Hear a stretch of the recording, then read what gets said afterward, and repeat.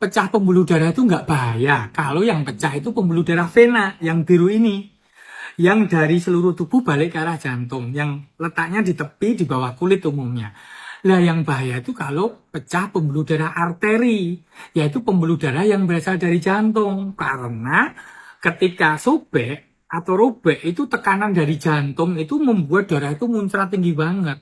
Jadi perdarahannya akan masif. Misalnya orang bundir, sini tuh kalau yang kena hanya venanya itu hanya akan ngalir, walaupun juga risiko loh ya, banyak kan. Tapi kalau yang kena arterinya lebih dalam lagi itu akan muncul bisa sampai setinggi atap misalnya.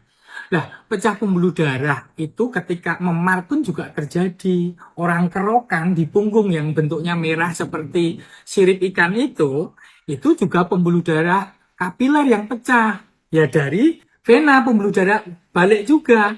Tapi yang pecah itu pembuluh darah yang kecil. Namanya pembuluh darah kapiler.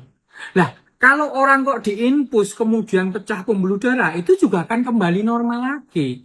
Memang untuk orang-orang yang gemuk atau anak kecil, apalagi orang yang dehidrasi, itu rentan terjadi pecah pembuluh darah. Misalnya begini, orang diinfus ya, ketika jarum nusuk ke sini langsung masuk ke dalam pembuluh darah itu akan aman. Tapi kalau ini tembus sampai ke bawahnya sini, otomatis akan pecah.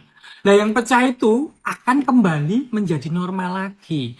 Akan terjadi regenerasi.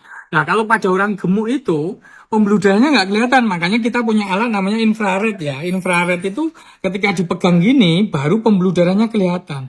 Nah, bagi anak kecil yang gemuk dan kemudian sudah dehidrasi, sulit sekali mencapai di sini. Jadi,